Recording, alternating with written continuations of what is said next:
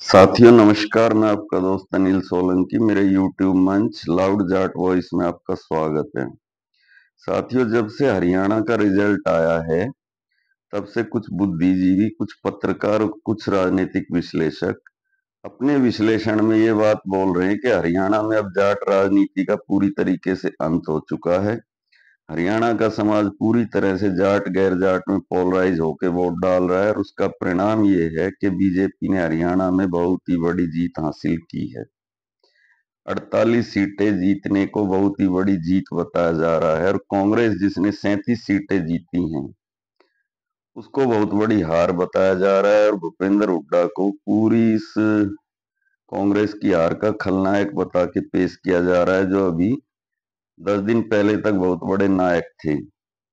और ये जो पत्रकार, बुद्धिजीवी, राजनीतिक विश्लेषक है, ये कोई छोटे मोटे राजनीतिक विश्लेषक नहीं है।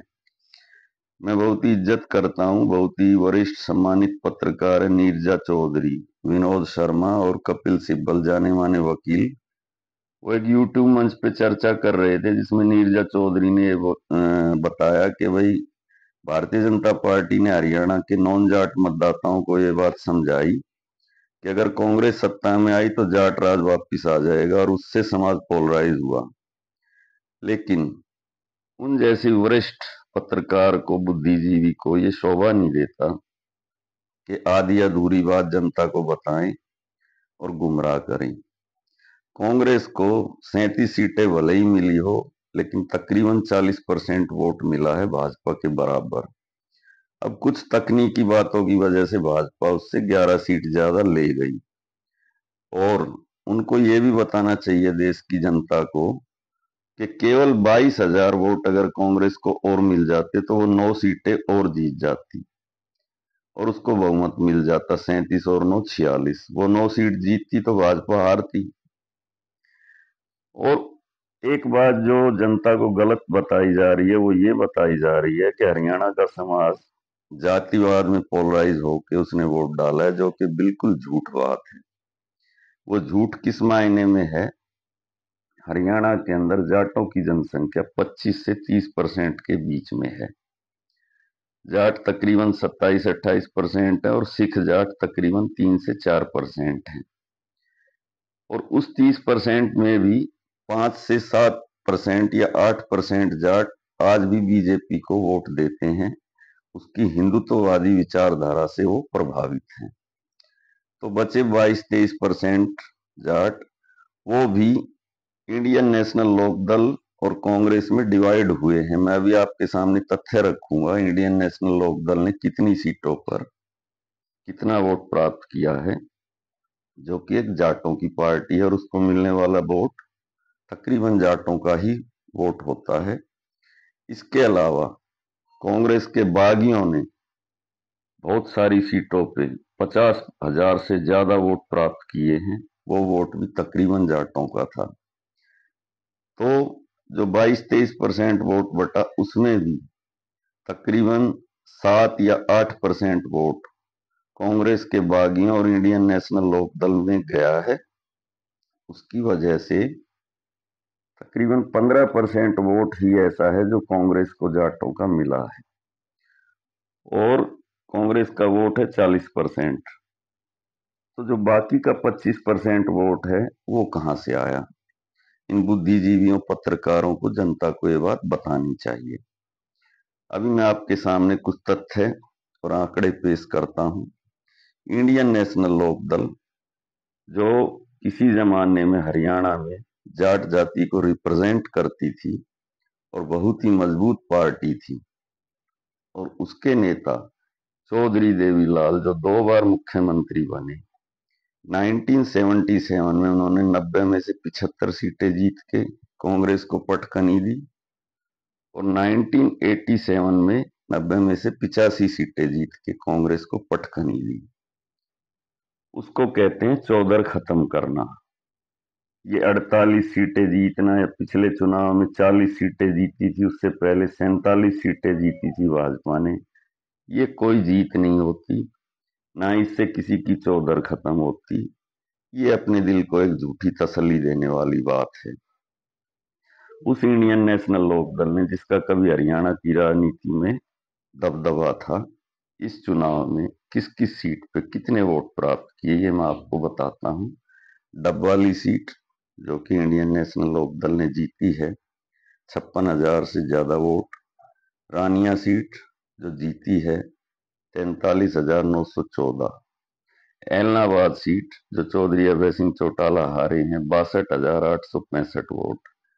नरवाना 46,000 से ज्यादा वोट। नूह तकरीबन 45, हथीन तकरीबन 38,000, यमुनानगर 36,000 से ज्यादा, एनआईटी फरीदाबाद 30,000, बरवाला 30,000, कलावली 25,000, कलायत 19,000, बहादुरगढ़ 18,000, उकलाना 11,500, फिरोजपुर झिरका 15,500, जुलाना 10,000, टोहाना 10,000, फतेहाबाद 10,000। तो इंडियन नेशनल लोकदल ने 10,000 से लेके और 60-65,000 तक वोट प्राप्त किए हैं, तकरीबन 17 सीटों पे, जो कि जाटों का ही वोट है। इसी तरीके से कांग्रेस के जो बागी थे, 17 सीटों पे उन्होंने भी तकरीबन ऐसा ही प्रदर्शन किया है। सबको तो मैं नहीं बता पाऊंगा। चित्रा सर्वाराम बाला कैंट से 52,000 से ज्यादा वोट लिए हैं। वीरेंद्र घोगड़िया उचाना से, जहां से चौधरी वीरेंद्र सिंह के बेटे केवल 32-34 वोट से हारे हैं, वहां पे वीरेंद्र घोगड़िया ने 31,000 से ज्यादा वोट लिए हैं। कुंडरी से सतीश भाना ने 40,000 से ज्यादा वोट लिए हैं।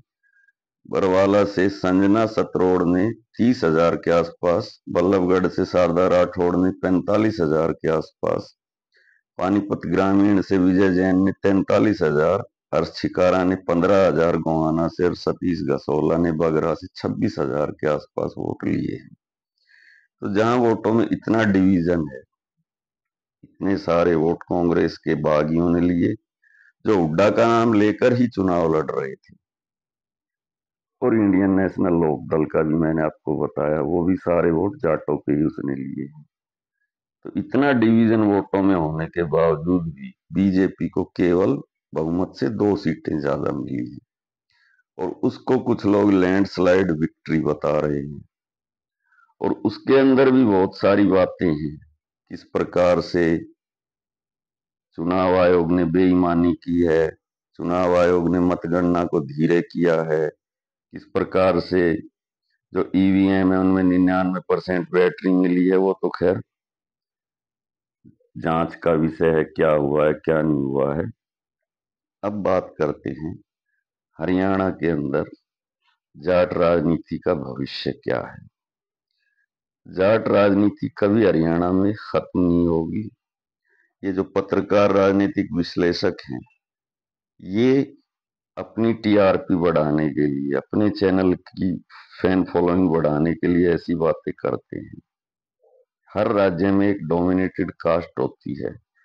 अभी महाराष्ट्र के अंदर चुनाव है, झारखंड के अंदर चुनाव है। महाराष्ट्र के अंदर मराठा एक डोमिनेटेड फोर्स है, और झारखंड के अंदर ट्राइब एक डोमिनेटेड फोर्स है। तो क्या वो इस टाइप का पोलराइजेशन इन राज्यों में भी होगा? मेरा जवाब है बिल्कुल नहीं होगा। ये सब मीडिया का एक क्रिएशन होता है, जो मीडिया अपनी टीआरपी बढ़ाने के लिए करता ही करता है। अब हरियाणा में होने क्या जा रहा है?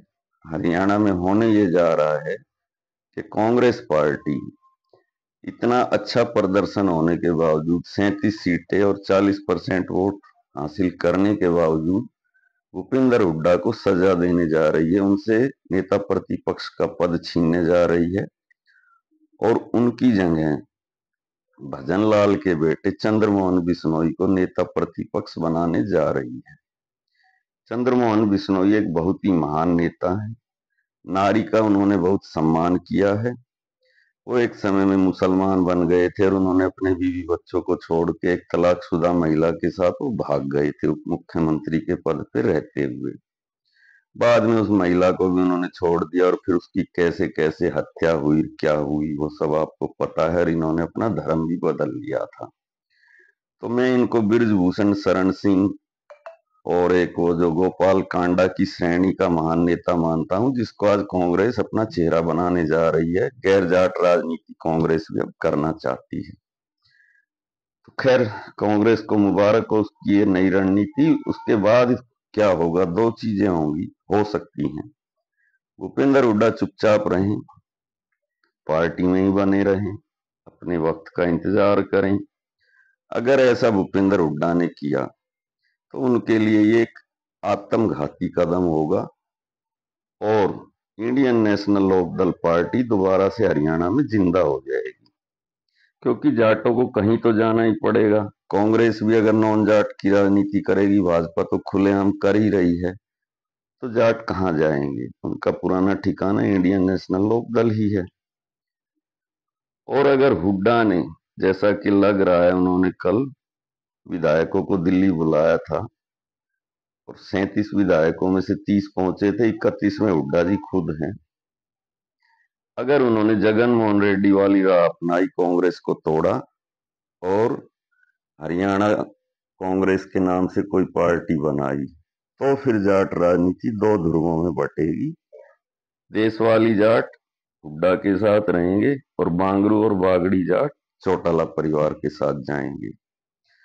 और फिर इसका सीधा फायदा भाजपा उठाएगी। तो ये मेरा आज का राजनीतिक विश्लेषण है। हरियाणा के अंदर जाट राजनीति को खत्म होने का जो सपना लोग देख रहे हैं और जो भविष्यवाणी कर रहे हैं, वो लोग मतलब एक झूठा सपना देख रहे हैं। आज भी भारतीय जनता पार्टी भले ही सरकार बनाने में कामयाब हो गई है, लेकिन 30 विधायक आज भी हरियाणा में जाट जीत के आए। इसमें तकरीबन 20 के करीब कांग्रेस में है, 6-7 बीजेपी में है, 2 निर्दलीय भी हैं और 2 इन लोग के भी जीत के आए हैं। तो 90 में से 30 का मतलब है तीसरा हिस्सा आज भी जाटों का ही है हरियाणा की राजनीति में। और किसी भी पार्टी की सरकार बने, जाटों को कोई भी पार्टी एक किनारे में नहीं रख सकती, उसको मजबूर होकर जाटों की शरण में जाना ही पड़ेगा। ये मेरा मानना है। और जम्मू कश्मीर के अंदर कल जो शपथ ग्रहण हुआ है, उसमें जो डिप्टी सीएम बने हैं सुरेंद्र चौधरी, वो हमारी जाट बिरादरी से आते हैं भाइयों। तो उनको डिप्टी सीएम बनने की शुभकामनाएं। इसी के साथ मैं आज का वीडियो समाप्त करने की इजाजत चाहता हूं। मेरी हौसला अफजाई कीजिए, मेरे इस चैनल को सब्सक्राइब कीजिए, वीडियो को ज्यादा से ज्यादा अपने ग्रुप में सर्कुलेट कीजिए, ताकि भविष्य में मैं आपको ऐसी ही रोचक जानकारियां देता रहूं। मैं आपका दोस्त अनिल सोलंकी आज का वीडियो समाप्त करता हूं। धन्यवाद भाइयों, आपका दिन शुभ हो।